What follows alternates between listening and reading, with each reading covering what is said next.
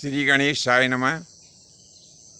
प्रिय बंधुओं, सूर्य नारायण की एक संज्ञा नाम की पत्नी है। इन संज्ञा से सूर्य नारायण के यहाँ पर एक पुत्र ने जन्म लिया जिसका नाम यम रखा गया, और एक पुत्री ने जन्म लिया जिसका नाम यमुना रखा गया। तो जैसा कि आप सब जानते हैं कि सूर्य नारायण अमित तेजस्वी हैं। संज्ञा जी से उनका तेज सहन नहीं हुआ, तब उन्होंने क्या किया कि अपनी छाया से एक शक्ति को उत्पन्न करके और सूर्य नारायण के पास में छोड़ दिया, जो देखने में बिल्कुल हूबहू संज्ञा देवी जैसी ही दिखाई देती थी। अब संज्ञा देवी वहाँ से तप करने के लिए चली गई। इधर जो छाया देवी सूर्य नारायण के पास में थी, इनके गर्भ से भी सूर्य नारायण के यहाँ दो संतानों ने जन्म लिया। एक का नाम शनिश्चर हुआ जो पुत्र था, और जो पुत्री थी उसका नाम ताप्ती हुआ।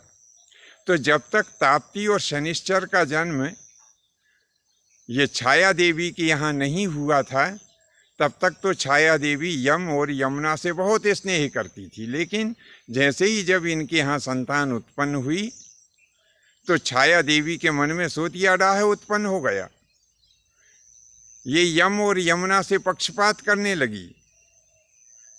अपने पुत्र शनिश्चर और ताप्ती को अधिक चाहती थी, और यम और यमुना को उतना नहीं चाहती थी। इससे दुखी होकर के यमराज और यमुना ने भगवान विष्णु का तप किया।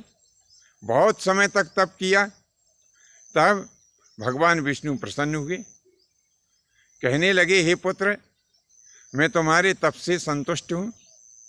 आज से मैं तुम्हें जो संयमनीपुरी है, जिसे यमपुरी भी कहते हैं, मैं तुम्हें यमपुरी में यमराज के पद पर अभिषिक्त करता हूँ, जहाँ बैठकर तुम चित्रगुप्त के सहयोग से, जो चित्रगुप्त तुम्हारा सचिव होगा, इसके सहयोग से मनुष्यों के ऊपर नियंत्रण रखोगे।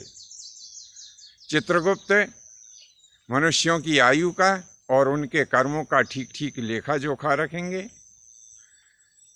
और जब जिस मनुष्य की आयु पूर्ण हो जाया करेगी, तो तुम्हारी आज्ञा से तुम्हारे दूत उन मृत्युलोकवासी प्राणियों के प्राणों का हरण करके तुम्हारे समक्ष लाएंगे, जहाँ उनके कर्मों को जानकर तुम उनका यथोचित फल दोगे। ऐसा आशीर्वाद, ऐसा वरदान भगवान विष्णु ने यम को दिया, और यम को यमपुरी का अधिकारी बनाया।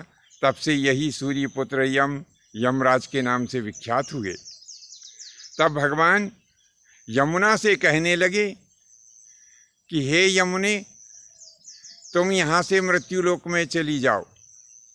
जहाँ जो भारतवर्ष है, इस भारतवर्ष में ब्रह्मवर्त के अंतर्गत जो पुण्य क्षेत्र है, उस पुण्य क्षेत्र में तुम नदी होकर प्रवाहित हो, और मेरे वरदान के फलस्वरूप जो प्राणी तुम में स्नान करेगा, वह सकल पापों से मुक्त होकर के और मेरे धाम को प्राप्त होगा।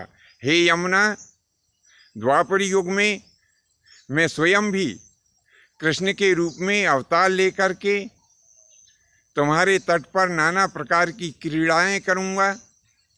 ऐसा वरदान देकर भगवान अपने लोक को चले गए। तो बंधुओं, आज हमने यह आपको यम और यमुना की उत्पत्ति का जो कथा प्रसंग था, वो आपको सुनाया।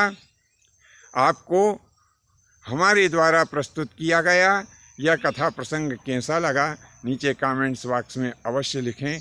आज के लिए बस इतना ही। धन्यवाद। जय माता की, जय परशुराम जी की।